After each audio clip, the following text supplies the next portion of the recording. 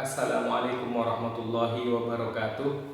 Sahabat listener, podcast kali ini, podcast monolog kali ini akan membahas tentang sejarah kedatangan orang Madura di Kalimantan Barat. Bahasan ini kita akan kupas mengingat banyak pembaca dari buku Hasanah Budaya Madura Kalimantan Barat, buku yang saya tulis itu menanyakan kenapa tidak dibahas tentang sejarah kedatangan orang Madura atau sejarah orang Madura di Kalimantan Barat.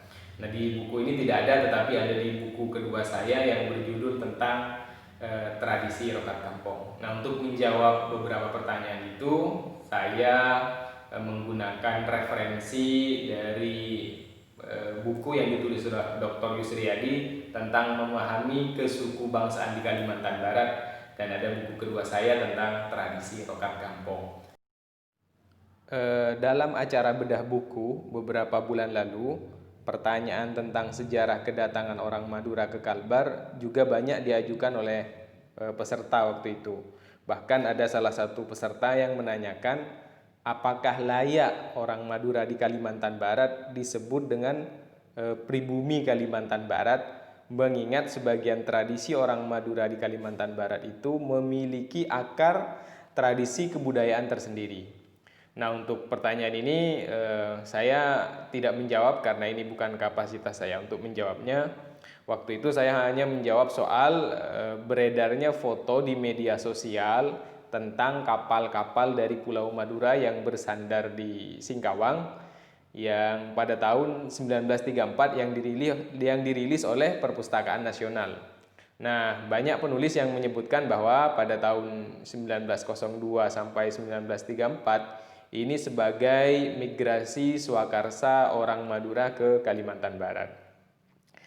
Namun jauh sebelumnya saya ingin menjelaskan kepada listener lewat buku Memahami Kesukubangsaan di Kalimantan Barat yang ditulis oleh Dr. Yusriyadi, salah seorang pakar etnologi di Kalbar. Di dalam buku tersebut dijelaskan, Pak Yus mengutip tulisan Arenawati bahwa orang Madura sudah ada di Kalimantan Barat itu sejak tahun 1853.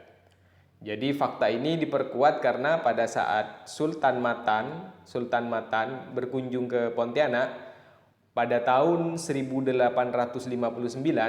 orang Madura sudah menguasai sektor transportasi air, yakni sebagai penambang sampan. Jadi logikanya tidak mungkin suatu komunitas masyarakat pendatang tiba-tiba menguasai tambang sampan jika mereka, dalam hal ini orang Madura di Pontianak, tidak menetap jauh sebelumnya. Profesi orang Madura sebagai penambang sampan ini juga semakin mempertegas filosofi kemaritiman orang Madura yang sering kita dengar dengan Abuntalombe asapo angin selancengan. Sering kita dengar filosofi tersebut. Kemudian kalau kita bicara orang Madura di Kalimantan Barat yang sampai sampai hari ini menjadi pertanyaan besar bagi kita semua adalah soal hubungan Pangeran Natakusuma Sumenep dengan Mufti Kerajaan Mempawah Habib Husin Al-Qadri, di mana dalam batu nisannya kalau kita berkunjung ke makam Habib Husin itu di dalamnya ada sebuah tulisan di nisannya yang menjelaskan pemberian hadiah Pangeran Natakusuma Sumenep kepada Habib Husin yang ditulis dengan huruf Arab Melayu. Nah, di nisannya itu terdapat sandi di bagian bawahnya itu huruf H, Sod, Kof, Win. Yang menurut penafsiran H itu 5, Sod itu 90, Kof itu 100, dan Win itu 1000. Jadi kalau digabungkan akan menjadi 1195 Hijriah. Nah, tahun 1195 Hijriah itu kalau kita konversi ke dalam penanggalan Masehi menjadi 1781 Masehi.